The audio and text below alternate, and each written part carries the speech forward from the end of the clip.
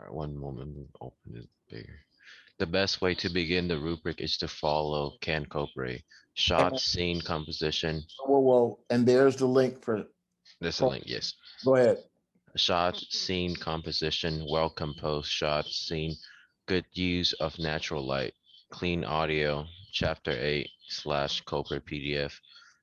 Use music used sparingly and low, not overpowering. Visual variety, not visual redundancy. Study the example to be shown in class. Limit the talking heads. Compelling and engaging storytelling. The success of your video rests on compelling and engaging storytelling. Story structure. The typical story structure follow this pattern. Hook, follow the intro or setup. Pull the viewer into the first few seconds, Pull uh, the viewer into the story. into the story in the first few seconds. Okay. Conflicts and complication, rising actions. Hold the viewer's attention and resolution. The TV doc series Swamp People gets its rating on conflicts and resolution. It's more than catching alligators. Climax or the crisis point and the resolution. Show why the story is important. Layers. Strive for slash look for identifiable layers to your story. Good use of B-roll, cutaways. Don't tell. Well spent. Lots of times on this. We spent lots of time on this. We spent lots of times on this. Shot sequence and B-roll that advance the visual story. Change angles. Forest, trees, barks, wide angle shots, medium shot, close-up shots, detail shot. Um, Simple straight cut transition, no dissolve, wipe, etc. No can burns. Beginning title slide, 47 seconds. Lower thirds for subjects, 47 seconds, like shown in the one topic, three people examples. And then there's your credit slide stuff, right? Produced by your name on one line, or if you're working as a group, right? Because you can work in groups of two. Your name on one line and your uh, co-producer on the second line, and we talked about the incentive um, that for your midterm, uh, which is 25%. You turn it in on the 8th. I'll I'll see it through the lens of a draft, and then polish, revise, updates for your final project, which is 50%. And the reasoning being, right, Sam? I'd rather have one solid multimedia video story in your e-portfolio than two so-so projects. I'm looking for out of you guys stellar JMC entries for the multimedia category for next year's her student competitions, and for the final projects, um, 4 minutes. Midterms, 2 minutes 30, 4 minutes for your final. So what does that say, Sam? Uh, it says shoot plenty of pictures. Well, shoot plenty of video. I was thinking like for 4 minutes, you better get 4 hours worth of video and audio. Well, not 4 hours, no. Nah, it's 4 hours.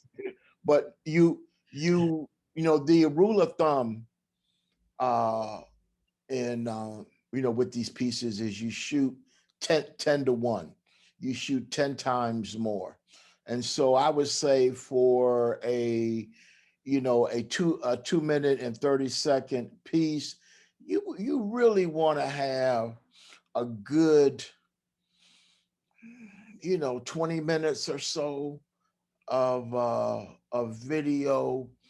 um you really want to make sure that you got not only good audio, which we're going to go through in a second, but also that you got your um, your visuals uh, sewn up. Make sure that you have your visuals. That is important. And then I just threw in some extra credit to do you can produce a 3 to 4 minute podcast on the quilting project for extra credit. Any question on that? I thought we had, did somebody leave? Okay, here we go. All right. Everybody there? Oh, there he is. Okay. Any questions on uh again the grading rubric? That's the grading rubric is what me, the instructor, this is what I look at when I open up your uh, video. I start going down the checklist. I want to make sure that the composition is there. I want to make sure that you change angles. I want to make sure that you got the forest trees bark. I want to make sure that your audio is good. All of these other things. But above all things, 10, I want to make sure that uh, that you told a good story. I want to make sure uh, that you drew your audience into your story in the first 10 seconds. If it's 30 seconds or whatever, and I'm just looking at something that is dull as hell, okay, either from the 27th group project or something that you turn in on your own, your letter to the younger self. If I'm bored, then that means that the average viewer would be bored and you're really going to get dinged. You're really going to get dinged. A lot of students fall into that trap. And I keep telling them, watch Colby. There's a link there. We've gone through it several times. It's only a minute and 26 seconds. But Colby talks about the importance of grabbing the viewer's attention, holding on to the viewer, right? Once you got their attention, you got to keep it, right? What good is it to go to a movie at a theater, or to sit down at and watch a movie on Netflix or uh, uh, Amazon Prime or Hulu or whatever, and it grabs your attention the first 10, 15 seconds, and then the uh, film falls apart. You ain't gonna sit there and watch it, right? you you just aren't, right? You're not gonna sit there and watch it. You have to keep the audience's or your viewers' attention. That's so important. Okay, and so you guys gotta look for those uh, storytelling elements. You got to look for that sound. You got to look for something that grabs the attention and holds the attention, right?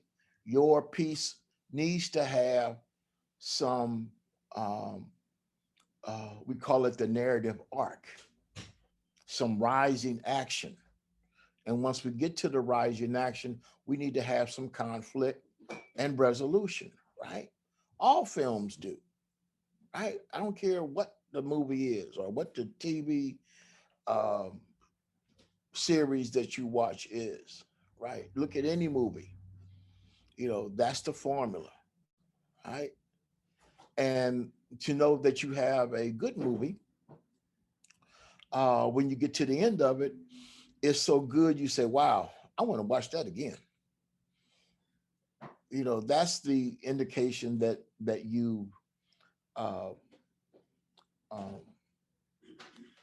hit it on all cylinders. Okay, so I'll be more than happy to keep going over this, because what, 2 3 weeks from now, on the 8th of April, when you present, you don't want to hear me say, you know, Enrique, what the hell is this? Right? you know, you know, 10, what were you thinking? Eli, drop down and give me 50 push-ups, right? You know, this is the most boring crap I've ever seen. No, you don't want to hear that, right? But I sure in the heck will tell you, right? Better me tell you than you put it in your e-portfolio and you send it thinking that it's the greatest story ever told, and it's a bunch of junk. And that interviewer, that recruiter for that job you're trying to get, and you didn't get it, and they end up telling you, and you asked them, well, you know, I made it to the interview round. How come I didn't get the job? And they tell you that your work wasn't up to par. And then you'll think back, you say, dang, Dr. Cheers told us that back in March, you know, the spring semester of 2021, he drilled that down, right? And you didn't get that internship that you did that you wanted real bad, and you didn't get that um, entry level job that you wanted. And then therefore, I'm seeing you where, Enrique? I'm seeing you at Safeway talking about, hey, Dr. Cheers, do you want paper or plastic? Hmm. Or I see you at the Cheesecake Factory and you asking me if I want ice with my water, right? Or said another way, right, Sam, you couldn't get a job in your field. You spent all that money to get your degree from San Jose State, and you did lackluster work, not only in my class, but the other classes. And the result was paper plastic, right? You don't want that to happen. You know, there are a lot of jobs out there. Oh my gosh, man. The recruiters hit me up, not daily yet, because it's still March. It picks up as it gets toward the end of the semester, but I get at least 3 hits a week from recruiters looking for students, be it graphic artists, be it videographers, be it photographers, be it both. I have a friend of mine who was with me at the Boston Globe when I first started out. He's now at University of Pennsylvania. Uh, no, he's at Penn State in their journalism department. Sent me an email the other day. Hey, Doc, you know, such and such newspaper in Southern California is looking for blah, blah, blah. You got any students to send that way? You know, I get that all the time. You know, the fraternity for jobs uh, is very close knit. All right. So let's produce some stellar work, you know, no excuses. All right.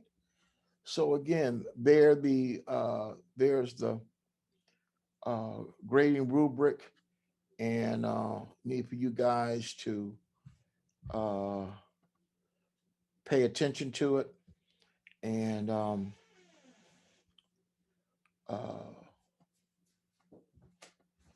if you got to make a screenshot of it or whatever you got to do to print it out to put it on your on you know in your camera bag or on your ice box or where, so you know this is the checklist. I got to make sure that I hit all of these all of these points. Okay. um what I want to do, I want to get into the chapter, uh but I'm thinking I'm going to do it in reverse. I'm going to show you this it's 4 minutes and something long. That's all it is, about 4 minutes. It's called Motel Manor, homeless in suburbia. You guys should have got the link at about 10:30 this morning, right? Everybody got it? We're going to look at it as a class, but I also want you guys to rewatch it after class. Study the audio. Again, look at it through the prism of audio. Okay.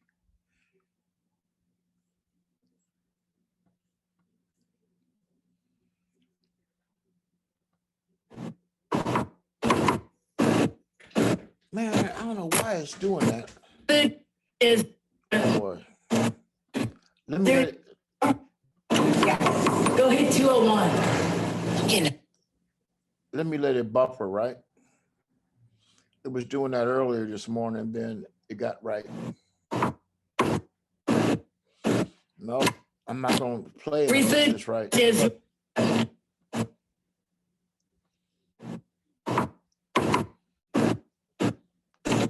I don't know if it's doing that because of my because I put it in the in Canvas. Let me try something. You all hold on 1 second. Let me stop screen share. Let me go and get it. It was a Vimeo.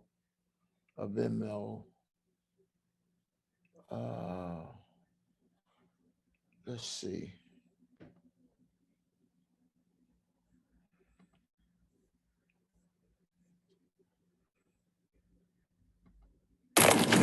I don't know why it's still doing it. Let me try to refresh it. I'm wondering if maybe one of us would be able to share screen it. I'm gonna think about that in a second, but what I'm gonna do, I'm gonna play it for myself without the audio. It might be your broadband too. Yeah, but I As I tell people that we're helping homeless people in Wentzville, they don't kind of have laugh those at me, issues. and they say, how many homeless people can there be in Wentzville? They think it's a joke, I but normally they'd be don't have surprised to those find out that issues. there's a lot of homeless people in Wentzville. Scrub back. Free food down. Maybe we have it now. Let's see. Yeah, it sounded, or at least on my end, it sounded pretty good. Yeah.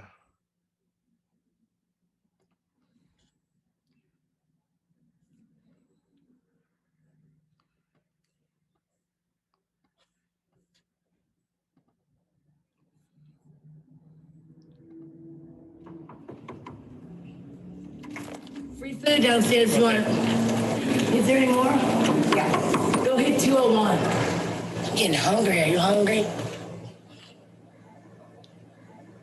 As I tell people that we're helping homeless people in Wentzville, they kind of laugh at me, and they say, how many homeless people can there be in Wentzville? They think it's a joke, but they'd be surprised to find out that there's a lot of homeless people in Wentzville.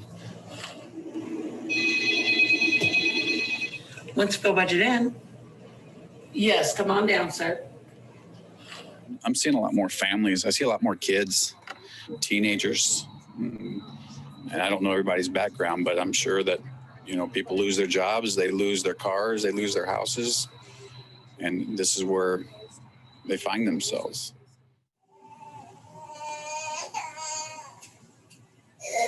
Yes, I was wondering if y'all could help my family. You helped me last December, but I'm hoping you can help me now. We are homeless. Paul Cruz with the First Steps Back Home has put us up at Budget Inn in Wentzville. Is there any way y'all could help us with 2 nights here for last night and tonight? Yeah, this is the most affluent county, like almost in Missouri. So you don't have to be walking the streets downtown to be homeless. You can have a car, you can have a job, and you're still homeless. So I went to every agency around and found there's only like 3 shelters. Altogether, they only have beds for about 50 people. So I tried to think, where would they have a lot of beds? And motel is the only thing I come up with. Most of them are just totally outrageous, unreachable for poor people. But then I found these motels at $175 a week. An $8 job, 40 hours a week is $250 take home. So they can make it, they have $75 left over after they pay the motel bill. And they can save that towards an apartment or whatever, and I can show them how to get free food, free clothes. I buy them gas for their cars. I buy cell phones, everything they need. From December to July of last year, my husband was unemployed. I was the only one working. Things just kind of got behind. He went to school for truck driving and he got a job. We'd gone to court and I'd made payment arrangements with the landlord. But I made the payment arrangements based on my checks and his checks coming in. And when he was let go in January, I missed some of the payments. And when I was at work, I got a call saying that they were putting all our stuff out on the curb. We're fortunate enough to get some U-Haul trucks from the gas station up the street. I've got to be able to find where the kids' clothes are and find any of their school books that are in the trucks and find the important papers that we need to have that I have no clue where they are now. My main goal is just to find a new place for us to live. My husband is here, my 18-year-old son, my 16-year-old son, my 14-year-old daughter, my 7-year-old son, who's handling it miraculously well. We usually have 2 people in each bed, and everybody else kind of finds a place on the floor. We've got extra blankets and pillows, and everybody's getting a little crabby, but we're surviving. In Wentzville, I've done basically all the gas stations, both QTs, the 66, the Conoco. Then I've hit Subway, I've hit KFC. I haven't heard a thing from anybody. But I'm not at work since February. Glad to be back. Being able to provide for my family, it's been hard for me not to be able to know when I can't provide for my family and having everybody else help us out. It's hard going to somebody and say, hey, I don't have this, I need help. The way the economy is, it's hard for everybody right now. When you go on vacation and stay in a motel, it's like, relaxation. You got people coming in and cleaning. But when you live in a motel, you're like, when's this vacation going to end? And you get to go to your own home. I'm just waiting for our vacation to end. I'm waiting on our own home.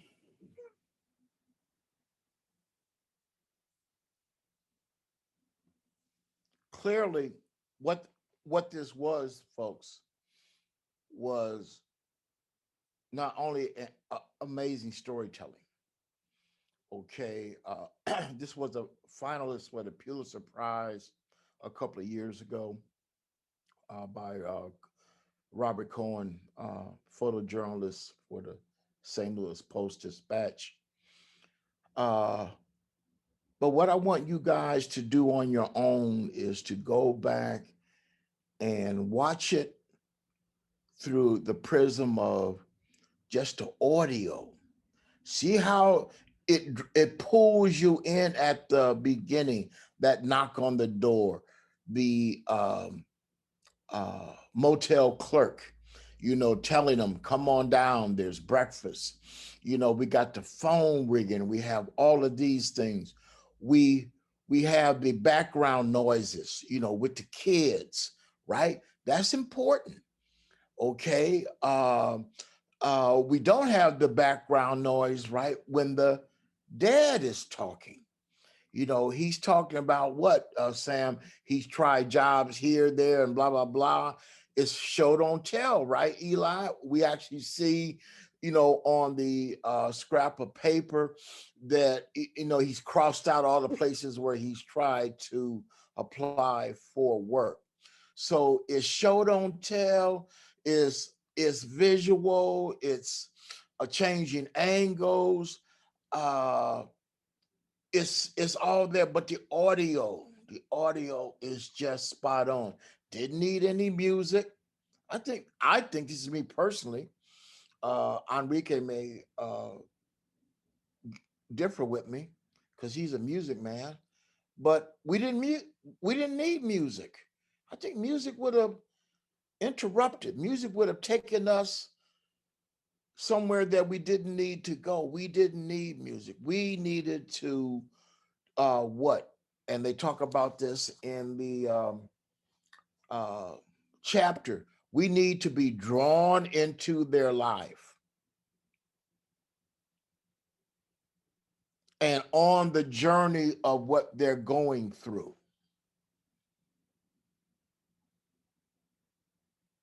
Homeless where, Eli? Homeless in suburbia, the suburbs. One of the most wealthiest suburbs in the state of Missouri. It ain't downtown somewhere, ghetto, something, something. No, a wealthy suburb. And we can tell through the piece how how the mother, when she was on the phone, she wasn't pleading, but she was saying, hey, can you help us out? Right? And we got all this stuff going on in the background with the babies crying and all that, picking up that audio, which helped enhance it, the piece. Right? We really only have three people talking. We have the social worker, kind of setting the tone and giving us the background for the piece. Yes, we have the motel clerk, so we got the motel clerk, we got the social worker, we have the mother and father, right? So just basically four voices telling this story. Okay, obviously, what else happened, Eli? McDonald's would not allow the photojournalist to come into the McDonald's, right, to see him work, right? Because I'm thinking, you want to get the sound of the fries cooking and the burgers being flipped and the cash register and all that kind of stuff. We didn't have that. But did that stop the photographer? No. McDonald's can't stop you from taking pictures in the parking lot, him going to work. McDonald's can't stop you taking pictures of him putting on his uniform, right? And that shot sequence, hint, hint, hint, right? So there may be some barriers, in all of that, but you see how the photographer overcame it. Obviously he spent a lot of time with him, right? Because it said, 2 months later, blah, blah, blah, found work. So he worked on this for a period of time, right? He invested in this. Okay. And it's obvious something else, Tim. He recorded the sound separate from doing the pictures. He got his audio, he edited his audio, and then he worked the pictures into the audio, so you had the audio and stills running together. That makes sense? It's a perfect example. Okay. And this would have worked as a video piece as well. Me personally, I just think that it just works better as a still picture, audio and still pictures than it would in video, because this piece forces you to pause and to look at the pictures. When we saw this picture here, right? When we saw this picture here up front, you know, uh,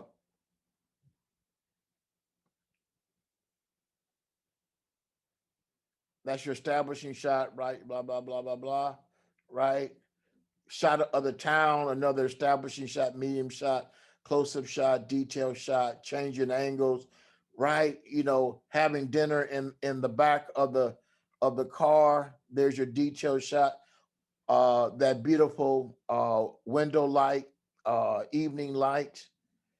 Uh, this picture here, where he got down at the level. Hope he didn't get wet, but he got down at the level, right, of the kid on the tricycle or whatever it was, and that's this one picture tells a story, right, of this is where they live.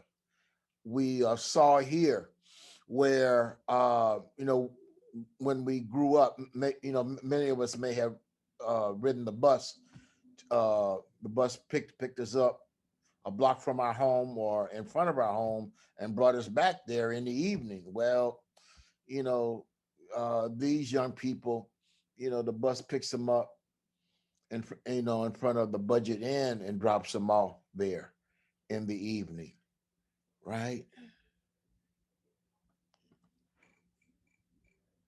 That's the social worker. You know, this is spot on. Obviously, right, Sam, staying in a hotel room, a one-room hotel room, right, would drive anybody crazy. Let me get to the car, and it's like I can just find just a little bit of peace while the kids are quiet for a minute. Classic, classic stuff. You know, showing the wear and tear on the matriarch of the family, right? Those detail shots, right? Everybody crammed, right, Sam, in this one bathroom. Everybody stuff there, right? In this one bathroom. But it also tells another story, right, Sam, that is part of all of this. Because what did the dad say? The importance of doing what? Providing for his family. And even though they had to go through these hardships, they were evicted, and they had to, classic detail shot there. They had to, go to the food pantries to get meals. And where did they store the goods that they got, Sam? In the dresser drawers at the Budget Inn.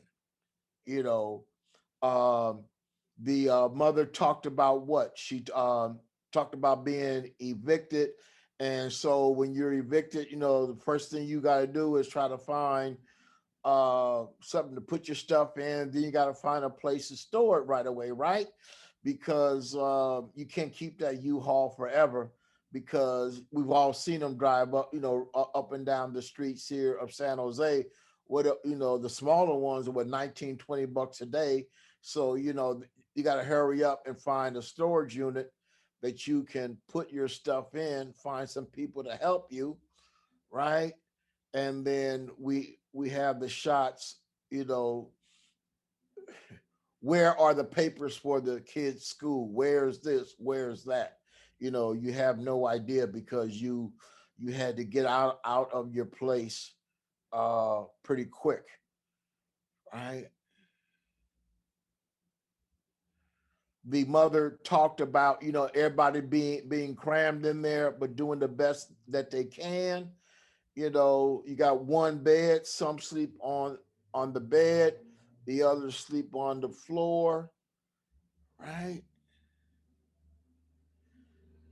The kid with the dirty diaper, right? This is a detail shot when he's trying to get a job anywhere, from a Conoco service station to a Phillips 66. That's another service station that they don't have those out here, I don't think. To the dollar store, to the Subway, and to the restaurant work, you know, that transition picture, right? And here he is got a job, getting dressed to go to work.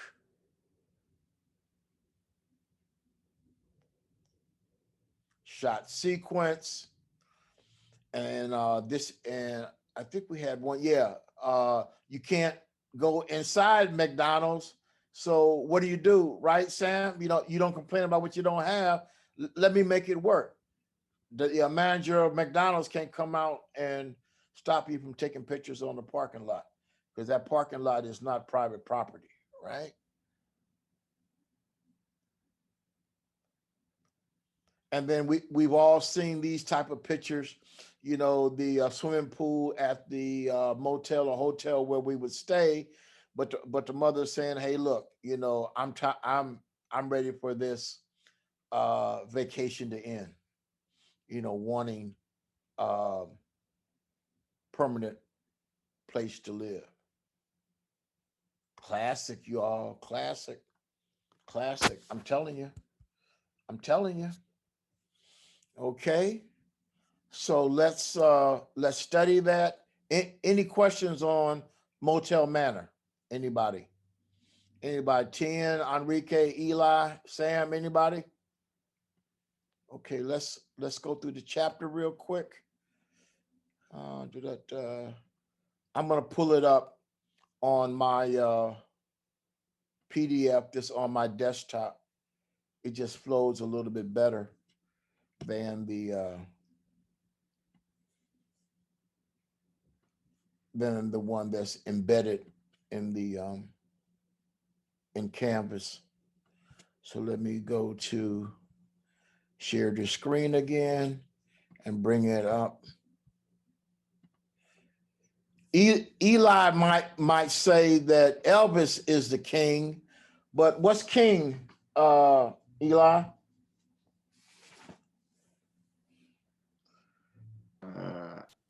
Eli, did you read the chapter, boss? Oh, is it talking about sound is king? Yeah. Eli, are you okay this morning? Yeah, I'm doing well. Okay, good. Yeah. Sound is everything, right, guys? Sound is king, period, end of story. Images enhance the story. Dirk Halstead, which the uh, uh, chapter talks about, Dirk Halstead used to work at Time magazine.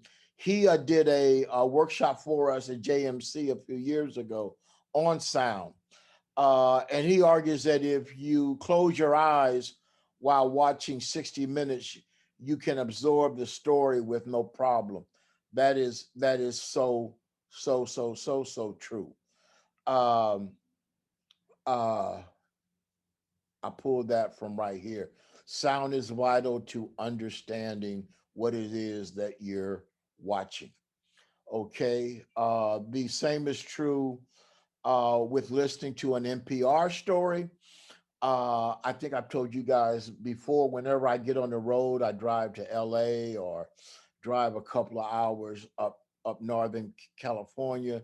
I love to listen to my NPR, All Things Considered, or the morning edition.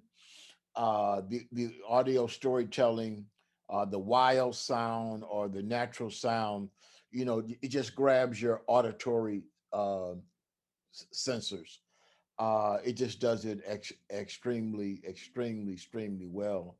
NPR, and I posted some things there. We talked about the natural sound is better capturing that environment. We saw that with Motel Manor. That environment was what, that's how we opened up, right? We could tell if you close your eyes, where you were, and the motel clerk telling you, come on down, breakfast is ready, blah blah blah. Okay, so um grabbing that nat sound or the ambient sound uh, is sound other than the formal interview, right? It was not a formal interview. It was just natural sound that he was picking up with his hand recorder. Natural sound includes conversations, can be, and dialogue, and also casual sounds from the environment. And the chapter talks about birds and this, that, and the other.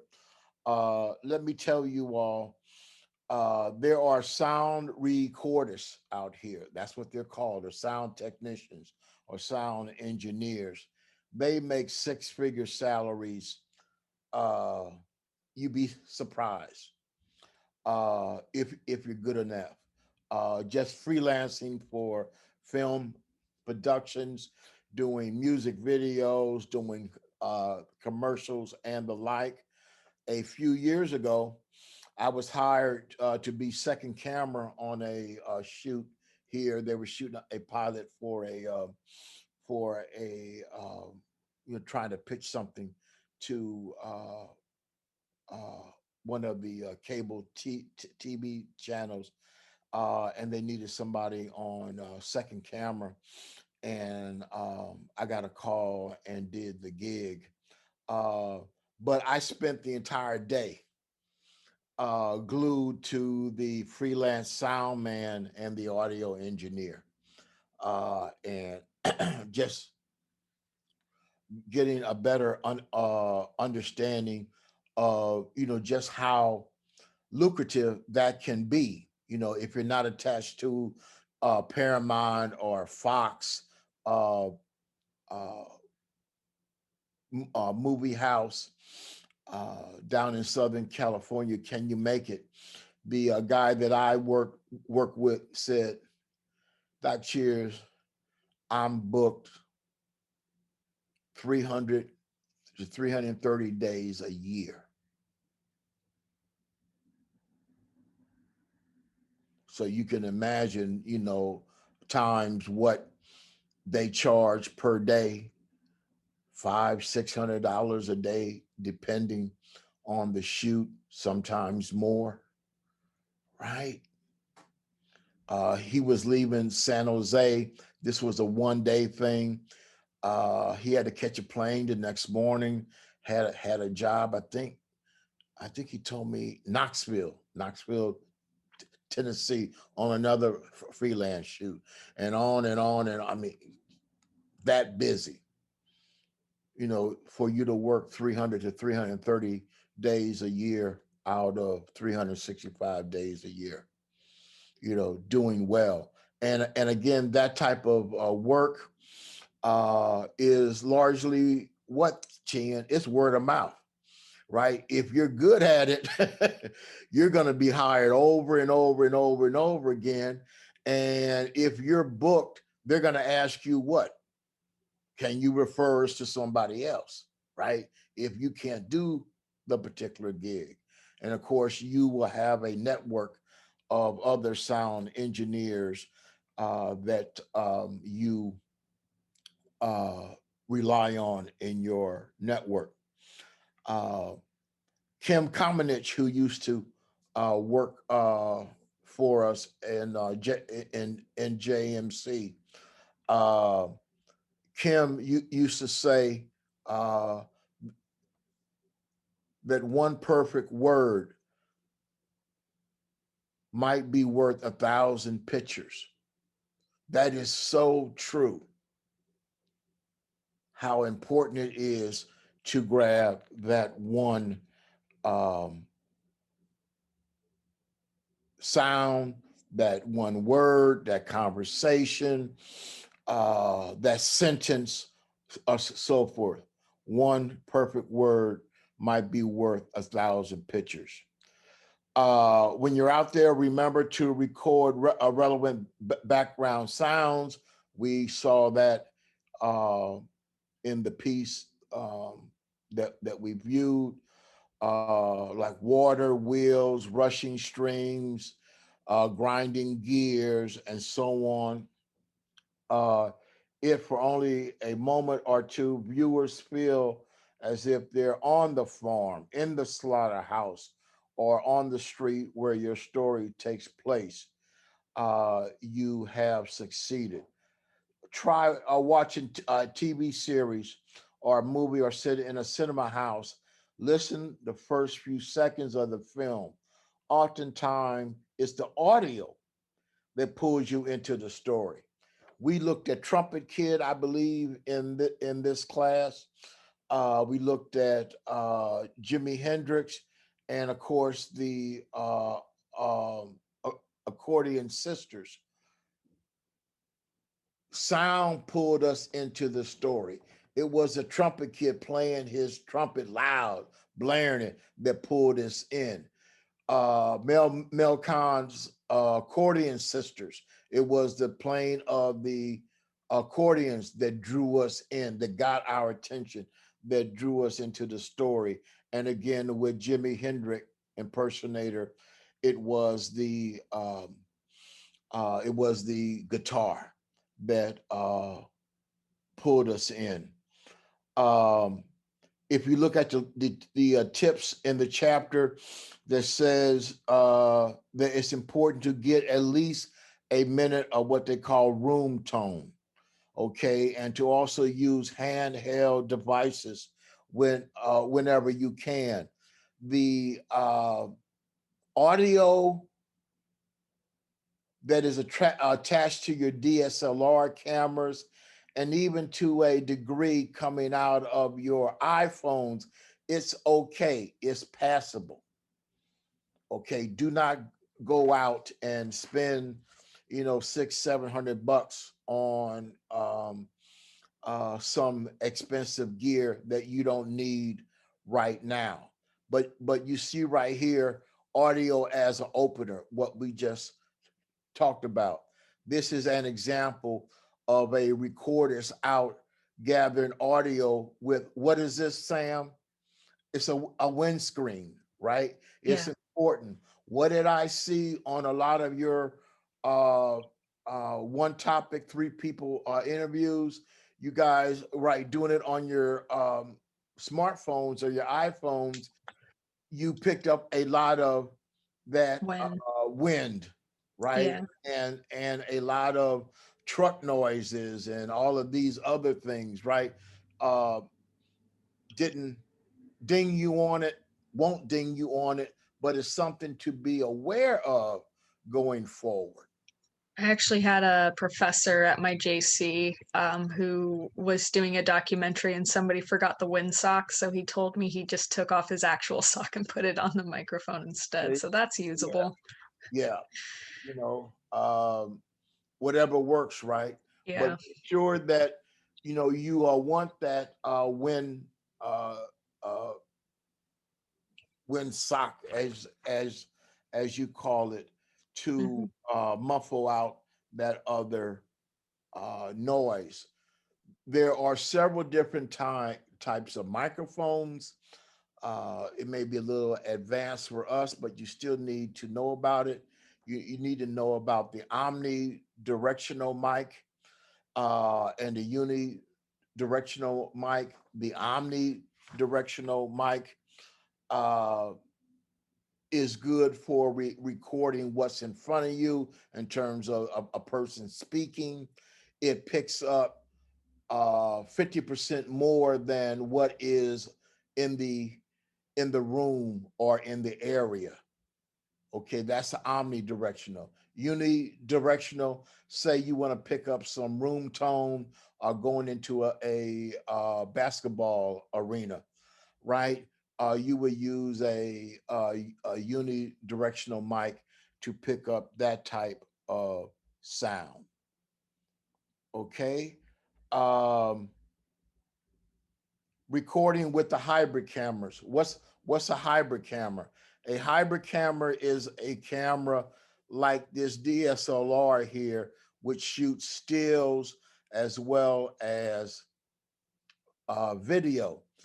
Uh, this is not a this is a camcorder or a high-end video camera.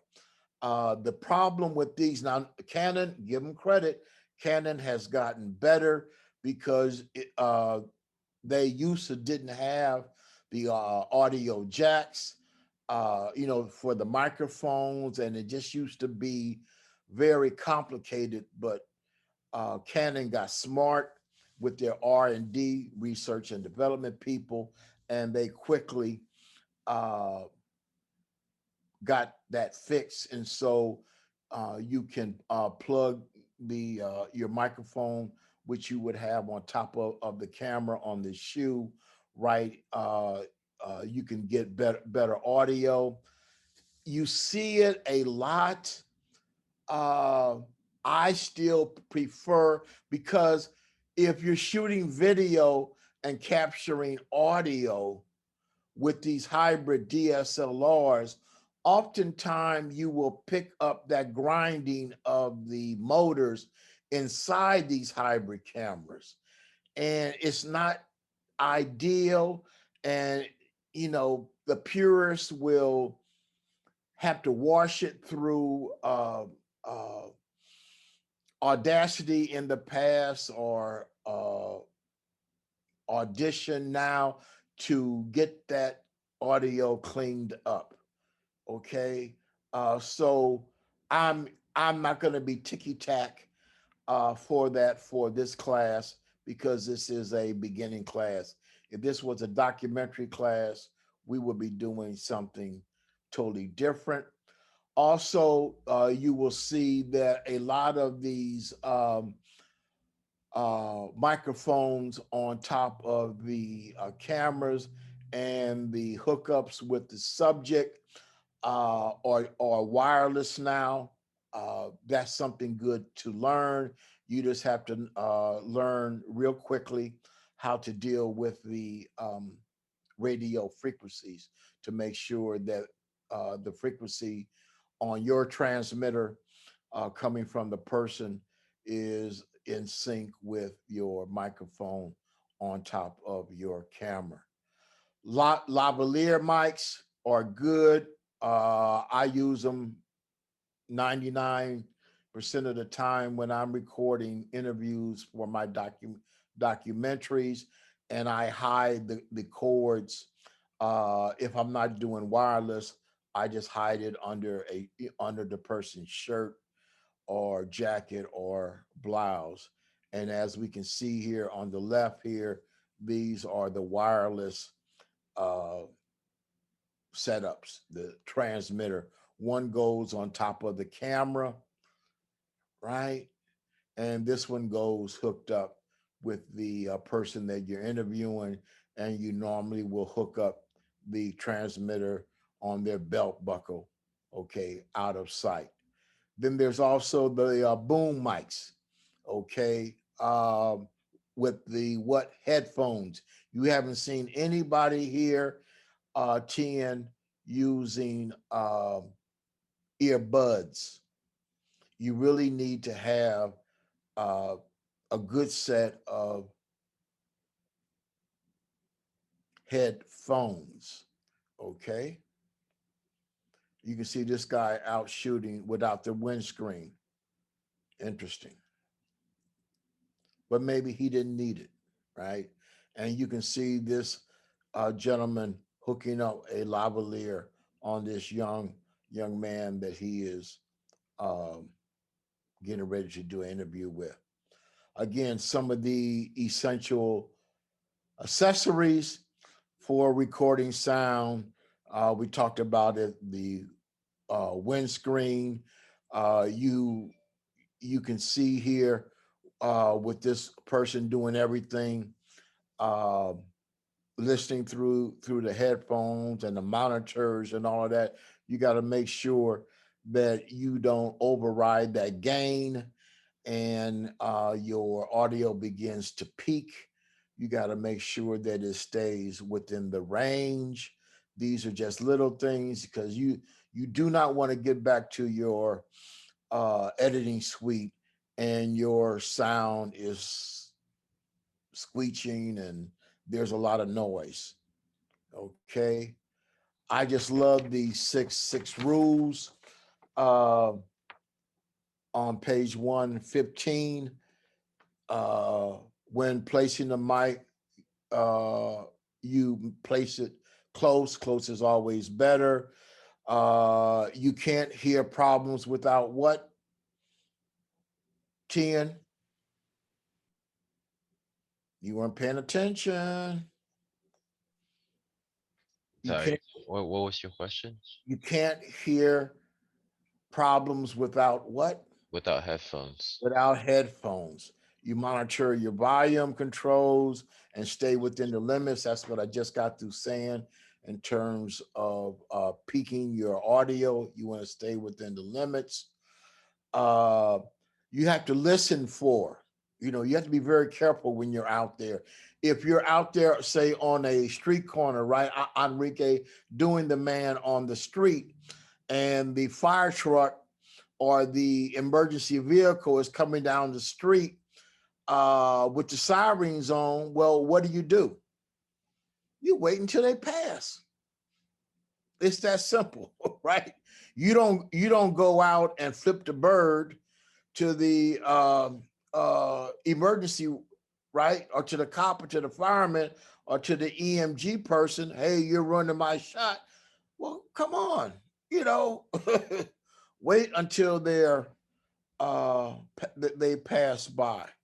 You got to make sure that you get rid of, or you listen for the unwanted radio, music, television.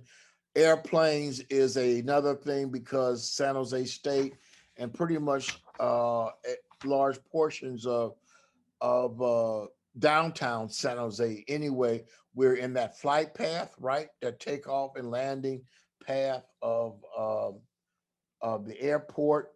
Uh, you got to make sure that if you're doing something inside, that the washer and dryer is not making a lot of noise, or you're not um, uh, filming near a construction site. Alarms. We talked about sirens, uh, unwanted conversation. Always start again by getting 1 minute of room tone, and continue to record important dialogue. Even if your picture is poor, you can split the audio and video tracks later and use only the relevant sound with other images in your final video. Okay, so again, we went through this. It's a really good chapter, and it's an illustrated chapter. Okay, it's not like it's 20, 30 pages of nothing but text. And what the um, author of the book did was to make sure that you had pictures that illustrated what he was writing and talking about. Any questions on today? Any questions on today? All right, guys, I will see you on Thursday. Okay? Thursday. Thank All you. right. Y'all have a good one. You too. Thank you. You too. Bye. Goodbye, everyone.